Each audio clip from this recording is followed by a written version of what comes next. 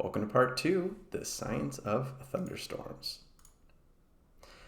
By the end of this section, you're going to know what all of those words kind of on the right-hand side mean as we go through the science of thunderstorms and the threats that we see from thunderstorms here in the Northland. So what do we need for thunderstorms? We think of the term SLIM, S-L-I-M. We need some level of wind shear. That is, we need some strong winds aloft and winds at different directions throughout the atmosphere to help shape storms and help them become organized. We need some mechanism of lift, that's the L, some way to kick off storms. Typically it's going to be a front or maybe some leftover storm boundaries. We need instability, that's the I. Instability essentially means we need a hot and humid environment down at the surface and a cool and dry environment down above our heads, 5, 10,000, 15,000 feet above. That kind of environment is like the fuel for our storms if they develop. And finally, we need moisture.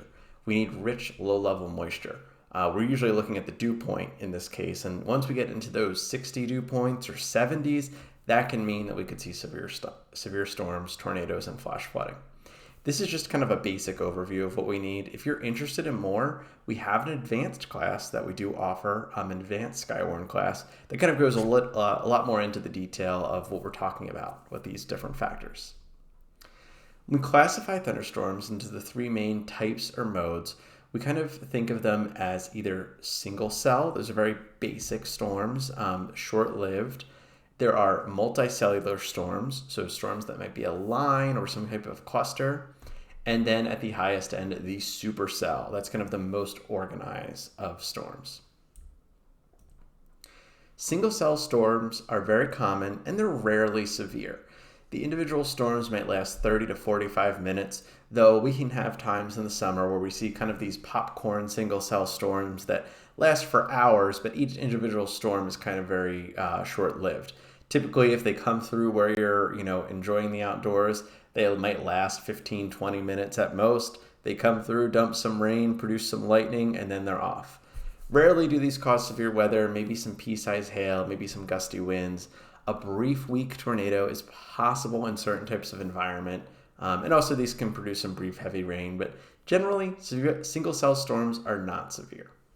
This is an example of one. It was up in northern St. Louis County in the Boundary Waters area where we had, a weak storm that just got strong enough to produce some larger hail.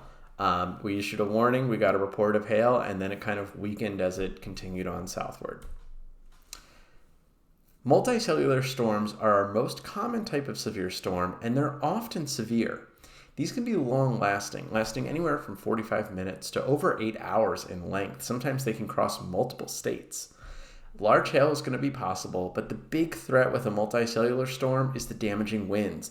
This is when we can see those big blowdowns that knock down tons of trees. Brief, weak to strong tornadoes are possible with these, and extensive flash flooding is possible as well if the storms kind of line up in just the right orientation. We have names and classifications for different types of these storms that meteorologists like to use. So there's the term squall line, derecho, a bow echo, a mesosail convective system, or an MCS. These are all different kind of sub-classifications of multicellular storms.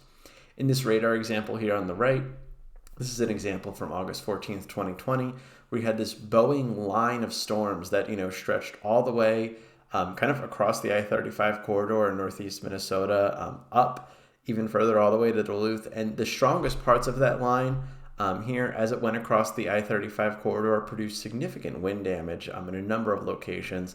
And there were a few indications of tornadoes, and I believe we did have 1 or 2 tornadoes that did occur on this day as well. Finally, there is the supercell. The supercell is a rare occurrence up here in the Northland, and they are almost always severe. Supercells are strong, long-lived storms that can go on for hours. Large hail is very likely. These are the storms that can produce hail like you see in this image here, up to tennis ball or baseball size. Very large and dangerous hail. Tornadoes are going to be possible, and supercells can produce the most violent types of tornadoes. Damaging winds are also likely with these, and flash flooding is possible, though not often the most current occurrence, depending on what the environment looks like. Storms go through a life cycle where they are beginning. There's their towering cumulus phase. That's kind of stage one. They go through a mature stage. That's kind of the second phase when they're starting to produce severe weather. Precipitation is starting to get to the ground. And then finally, when storms are kind of weakening, we call that the dissipating stage. That's the third stage or the third phase of the storm, where the updraft is kind of weakened or doesn't exist anymore, and the storm just turns to this virga, just light precipitation falling or possibly not even reaching the ground anymore.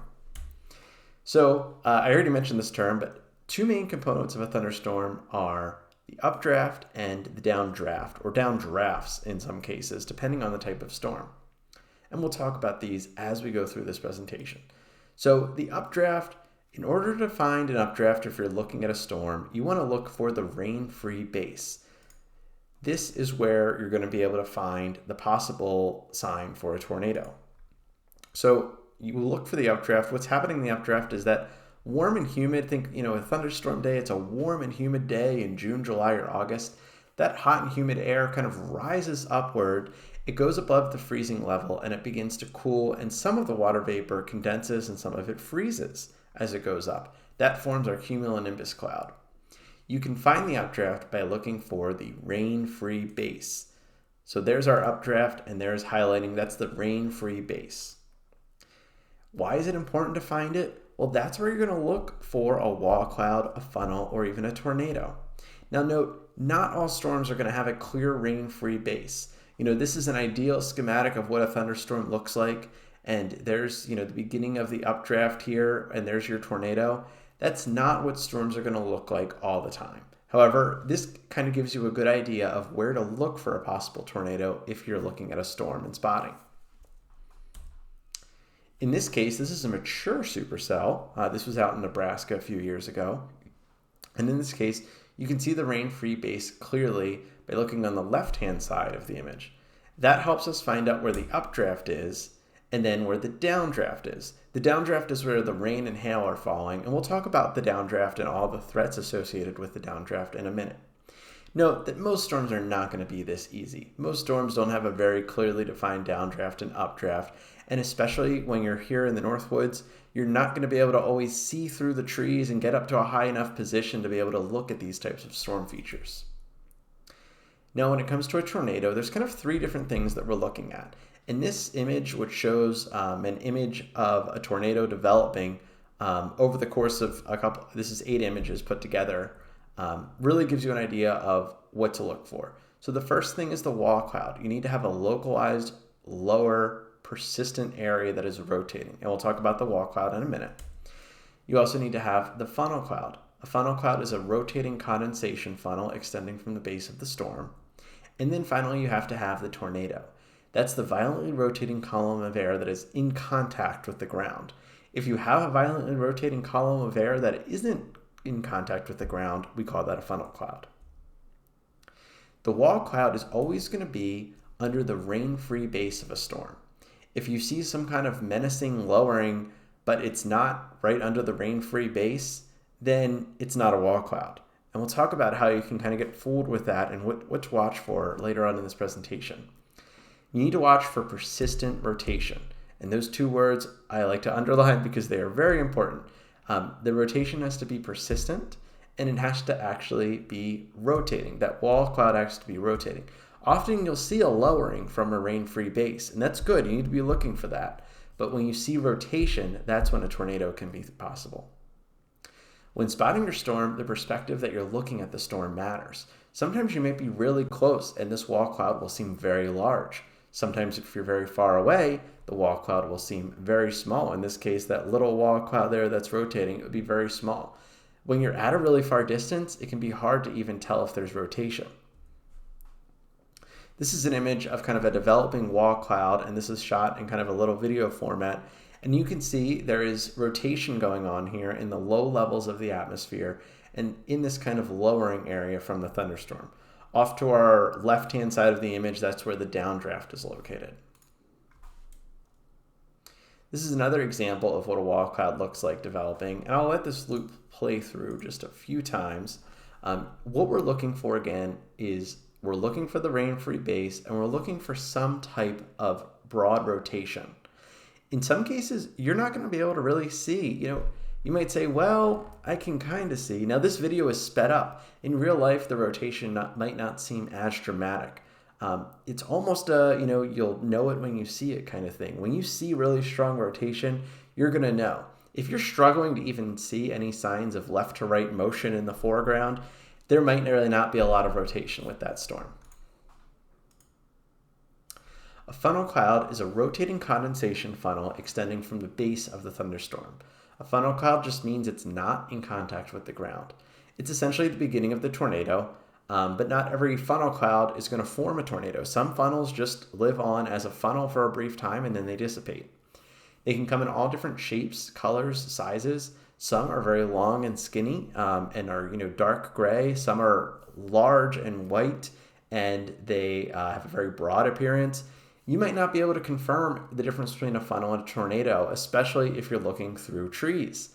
This was a case up in Elbow Lake, Minnesota on June 18th, 2019, where there was a tornado, but the person who reported it to us, at first they couldn't say whether or not it was a tornado because they didn't see any debris being lofted. They couldn't say for sure if that was on the ground. Later reports gave us indications of some tree damage that occurred in that area, and we were able to kind of use that to confirm that a tornado did occur. Finally, a tornado. A tornado is a violently rotating column of air in contact with the ground. Tornadoes can produce violent damage in a really small localized area. Tornadoes can come in all different shapes and sizes, and they can change their appearance throughout their lifetime. Sometimes they start off very skinny, and sometimes then they become very wide. Tornadoes can take twisting and turning paths, and they don't always follow a straight line. This is why it's really important. If you see a tornado, take shelter immediately. It might not seem like it's headed towards your location, but tornadoes can turn. A new tornado can form to the south or west or east of that storm. It's really important. If you spot a tornado, you need to get to a safe shelter immediately. Finally, a waterspout is actually a type of tornado. And this can form from both thunderstorms, like a tornado does, and they can actually form in fair weather. We call those fair weather waterspouts. And we can see those sometimes on Lake Superior, especially in the fall. Here's a great example of a video we got from a spotter, Michael Soley. And I'm going to let this video play for a little bit. And you can see, especially in the beginning of this, where there's very violent motion there. You can see there's very fast rotation. It is something, again, that when you see this in real life, when you see this type of rotation, it's going to be very strong and very apparent that, the rest of the storm might be slowly rotating, but this is a localized area of strong rotation. This storm begins as kind of this funnel, and then you can see it becomes more mature and produces a tornado as we start to see debris being lofted. So pieces of tree and leaves being lifted up. That tells someone that's watching the storm that it is starting to reach the ground, and it is now a tornado. And I'll let this play just a little bit longer, but you can see the shape changes as it goes through its lifetime. And from a far distance, it's hard to tell whether it's rotating, but thanks to the camera's zoom in this case, you can tell that it is strongly rotating and that is a tornado that's occurring. We rate tornadoes based on their damage. And so when we have a tornado that occurs, the National Weather Service will go out and survey that damage in coordination with our partners. Sometimes we may get pictures or videos from our emergency managers or our spotters, and we use kind of every piece of data that we can get, every picture and video that we can get to analyze what happened with this storm and what kind of a tornado was it. We rate tornadoes on the EF scale, that's the Enhanced Fujita scale, on a rating from 0 to 5. We rate that based on the estimated wind speed that occurred, and we find out how much wind it took to produce this damage using engineering information. And so essentially we know that certain types of wind can produce certain types of damage to different buildings. So a big box store, might be more susceptible to weaker winds, or a roof can come off if it wasn't attached in a certain way. And so we look at the construction of the building, we look at the degree of damage that occurred, and from that we can assign a wind speed rating, and then from that wind speed figure out whether this was an EF 0, 1, 2, 3 rated tornado. When it comes to tornado safety, you want to find the best shelter that you can. This is usually going to be the lowest level interior room of a sturdy structure. A lot of time this will be a bathroom or an interior closet or pantry that you might have. You don't have to get to the basement, but if you have a basement, that's a great place to be. You want to get away from windows. Doors and windows are not going to protect you. So get as low in the building as you can and as interior as you can to allow that building to help protect you from any flying debris. There are good options and there are bad options. Mobile homes, vehicles, and underneath the highway overpass are the worst options. These are not acceptable and you should try to find another option. Other options that are bad include large open rooms like a school gymnasium. Those can be very susceptible to even a weak tornado, and so you want to try to find a more sturdy shelter. In a school, in the hallway is going to be a lot safer than in a gymnasium. Manufactured housing can also have a weaker structure, and that can be a bad option. Other places, RVs, vehicles, a tent, camping. A tent is not going to save you from lightning or rain, or flooding rain, let alone save you from a tornado. So if there's a tornado warning and you're in a tent, try to seek a safer shelter. We know that there's going to be times where you don't have option to the best type of shelter. Try to pick the best option that you can at the time that a tornado warning is issued. And this is what we talk about paying attention to watches. When we issue a tornado watch, you need to kind of assess the threats there and what your options are. Maybe you're about to go on a hike and you hear a tornado watch has just been issued. You get an alert on your phone, and maybe you change the path that you hike so that when storms are expected to come through, you have a safe option. Like maybe you have a lodge that you can go to or a restaurant that you could take shelter at that's close by. Reporting tornadoes to the National Weather Service are really important. Our radar only tells us its rotation on the storm. You tell us if there's something more. We need reports of rotating wall clouds, funnel clouds, and tornadoes. And when we say tornadoes, we include water spouts in there. Even if it was a weak water spout, just occurred over an inland lake, you're up on Lake Vermilion or Red Lake or Lake Mille Lacs, even if it's a weak water spout, let us know. But we also want to know about strong water spouts too. If you can't confirm if it's a tornado versus a funnel cloud, that's okay. Just let us know what you see and update us if things change. Finally, your safety is more important than a report, and we emphasize this a lot in this presentation. If you're in danger, take cover. Don't put yourself or others in danger just to get us a storm report. If you're in imminent danger, you do not need to get us a report. Go and take shelter and call us afterwards. That is absolutely acceptable. Now let's talk about kind of the other side of the storm, the downdraft. So downdrafts is where you're going to find a lot of the other thunderstorm hazards: lightning, heavy rain, hail, and damaging winds. Storms can have more than one downdraft area, and this is true in supercell thunderstorms. In a supercell, kind of the front of the storm, we call the forward flank, can have a very large expanse of downdraft where we have heavy rain, wind, and hail. And then finally, in the back of the storm, we can also get what's called the rear flank downdraft. This can produce really significant wind gusts and extremely dangerous conditions kind of behind where the tornado would be, or even if the tornado misses your location, this rear flank downdraft can cause significant winds. The rain and the hail shaft of the storm is going to be the most common feature of any downdraft. This doesn't mean anything that's severe. It just means that that's where the downdraft is located in. So in these examples, you can see there's, the rain or hail shaft, and you can call it either one. It's usually pretty clear because you kind of see this gray, fuzzy-ish area. Depending on the lighting, it might look a little different, but generally it's obscuring your view. And the updraft is where you have a clear view. Another downdraft hazard that you're going to face is hail. Hail forms when we get that warm, moist air lifted up above the freezing level. It begins to freeze and it kind of moves around in the storm. It gets larger and larger. Ice accumulates on those stones as it goes through the cumulonimbus cloud. And then finally, when the hail becomes large enough, it becomes too heavy to be supported, and it falls out as hail.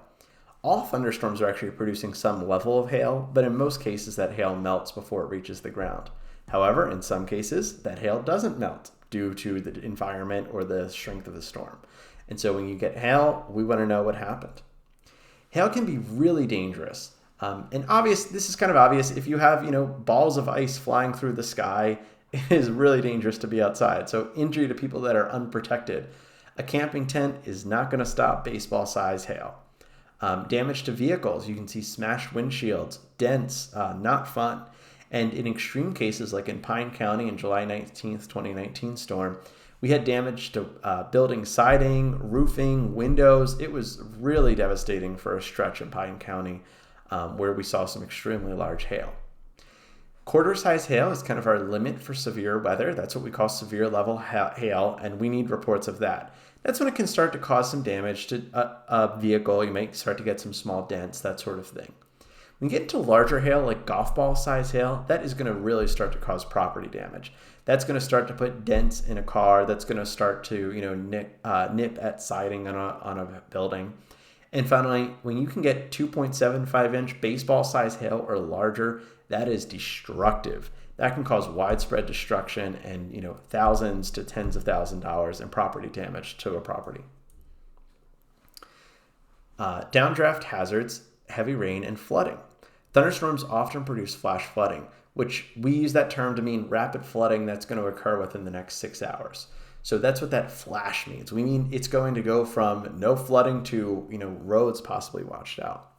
Flash flooding typically happens because we have both wet and saturated soil, and then we have a period of heavy rainfall over a short period of time. Flooding is the costliest and most common natural disaster in the United States, and I want to be clear that it can happen anywhere. So if you're on the North Shore, the South Shore, if you're at a high elevation, a low elevation, flash flooding can truly happen anywhere across the Northland. And our friends in Northwest Wisconsin over the past 5-6 years know that because we've had a number of devastating floods in Northwest Wisconsin in recent years. Most flood fatalities occur in a vehicle. Never attempt to cross a flooded road if you come upon one. Many of our flood fatalities happen at nighttime, and it's extremely dangerous at night because you don't know if a road is going to actually be there. Look at these roads. You could imagine if it was dark and raining, you come across this road. There's no street lights here at these intersections. On the left is County Highway E in Mason, Wisconsin. On the right is Highway 2. There's not a lot that you're going to see. There's not a lot of traffic on these roads. And so you might come upon this in the middle of the night and not see that the road doesn't exist if it's covered with water. That's why it's really important. If you come across a flooded road, especially if that water is moving fast, turn around, don't drown. If you're camping and you're camping near a river or stream, a flash flood warning is your kind of sign to move away. Move that campsite away from any stream that's nearby. And in your home, you might want to have a backup sump pump if that's applicable to where you live. We want reports of any kind of unusual flooding, especially if that water is moving fast. So don't assume that we know about flooding just because a road sign might go up. We do work with our partners at the county and local level to let us know about flooding, but sometimes they're busy because they've got flooded roads. So if you come across a flooded road and you think we might not know about it, give us a call, let us know. We really appreciate any flooding reports, especially in overnight hours. If it's the middle of the night and you're driving on a highway and you come across a flooded road, please give us a call and let us know, and then turn around. Don't drown. Don't get caught in flood waters. And please don't go flood chasing. Don't go looking for flooding. Don't put our first responders in danger. What do I mean by unusual flooding? That means things like standing water in the ditch. That's not usually flooding. That's something that normally happens when we have heavy rain, and that's why there is a large drainage ditch next to the highway. But if there's no water on any roads, that's not really flooding. What we're talking about is unusual flooding. Things like fast-moving water across a road, and I mean any kind of road. It can be a dirt road, a highway, a road in the middle of town. If we have fast-moving water, that's unusual. Any river or stream that's out of its banks, we want to know about that. Essentially, any water in a place that you've never seen it before, we want to know about. All right, it's time for code word number 2 as you go through this training. Code word number 2 is flood. F-L-O-O-D, flood. Another downdraft hazard is lightning. And now, We put this in the downdraft hazards, but actually lightning can occur anywhere around a storm, including not even when it's raining. So it's we put it in downdraft, but really it's an updraft, downdraft hazard. It's to the north, south, east, and west of a storm. Lightning can occur anywhere. And so that's why we tell people, if you hear lightning, you should seek, or if you hear thunder, you should, or see lightning, you should go inside to shelter. If you're close enough to hear the thunder, you're close enough to be struck by lightning. And we recommend waiting 30 minutes after you hear the last rumble of thunder to be able to resume activities. Now, why is that? That's because sometimes lightning can strike far away from the storm. This can happen during the daytime and at nighttime. But wait 30 minutes. That's going to be your safe threshold before resuming any outdoor activities.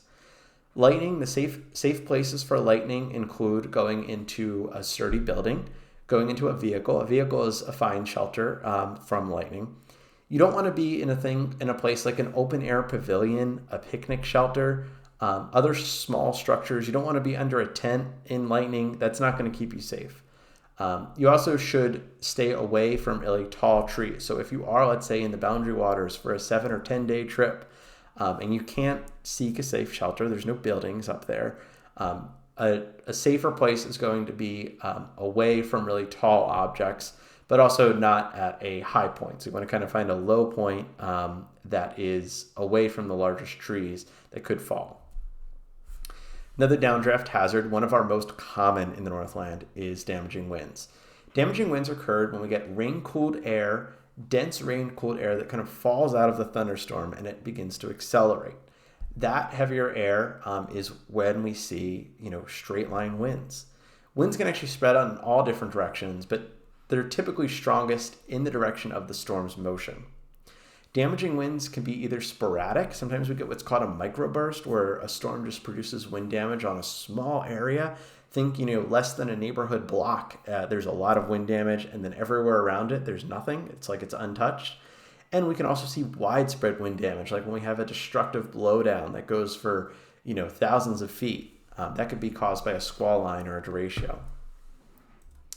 Thunderstorms produce wind damage across the Northland every summer. And so this is a real threat. We see this every year. Our strongest straight line winds are often stronger than most of our tornadoes. So that's why you should take straight line winds seriously. The safest place to shelter is in a sturdy building or away from windows. A vehicle parked away from the trees or power lines is certainly acceptable, but a tent is not a safe place to be, and camping under a tree could be deadly. When it comes to reporting wind damage, we want to know the details. Let us know. Did a bunch of trees fall down? How many? What was the health of them? Were these some older trees, or were these, fairly healthy looking trees?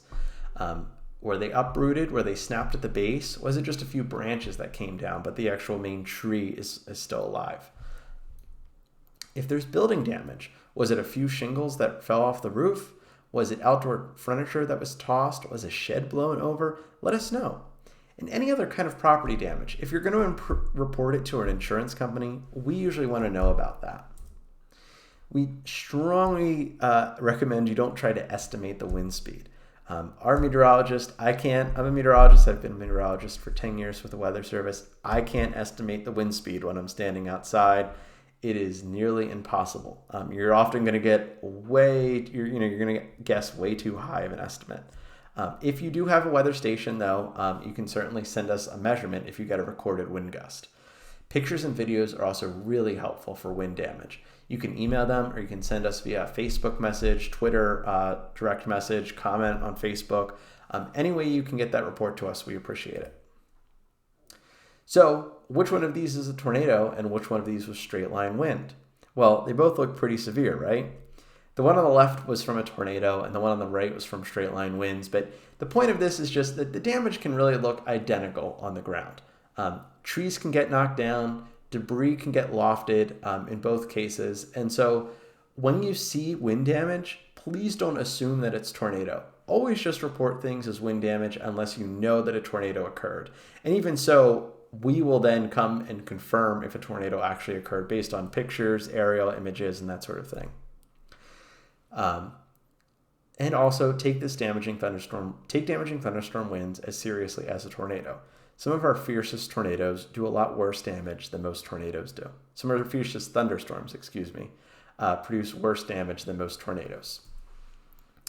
Another downdraft feature, this is one of the coolest ones, is the shelf cloud. So a shelf cloud is located out in front of a storm. And I have this little schematic here at the top. So the gust front and the shelf cloud form in the front of the storm, not in the back where the tornado might be. A shelf cloud does not mean a storm is severe, but it means the gust front could be coming at you. You're going to see rising motion along the gust front. So as this cloud kind of approaches, you'll actually be able to see, little wisps of clouds lifting up, going up into the shelf. It's going to look cool. You might see some little pieces of air that are kind of rotating in small vortices, but generally a tornado can't form along this boundary. Now, you could get what we call a gustnado along the boundary, but that's not a serious damaging tornado. This is not where you're going to find a real tornado. Those are going to be under the updraft, under that rain-free base. Shelf clouds look really cool, and we include them in this presentation because they're very common, but you don't need to report them to us. Another kind of feature that you can find anywhere in storms, but especially along the shelf cloud, is what we call a scud cloud. This is our general term for kind of low, ragged, wind-torn cloud fragments. These cloud fragments are often disconnected from the main parent thunderstorm, and they're kind of just floating around. They're typically moving away from the rain-free base. They're kind of going on the gust front. And essentially, these can look very scary, but we call them, meteorologists, I believe at the Milwaukee office coined this term, they're scary-looking clouds, or SLCs. They look really scary. It's like, wow, that could be a tornado, especially if you see a still picture of one. But when you're looking at it in real life, you look at where the storm is, where your location is, you're going to realize these are just kind of scary looking clouds. So let's review what we've talked about here. We talked about the updraft and the rain-free base, which you can use to find the updraft. And then we talked about the wall cloud and the tornado. We talked about the downdraft and all the hazards from a downdraft. The downdraft hazards include hail, heavy rain, the shelf cloud out in front of the storm, and the gust front, which is where you're going to see strong winds in the front of the storm. And that's it. That's the end of part 2. Join us for part 3.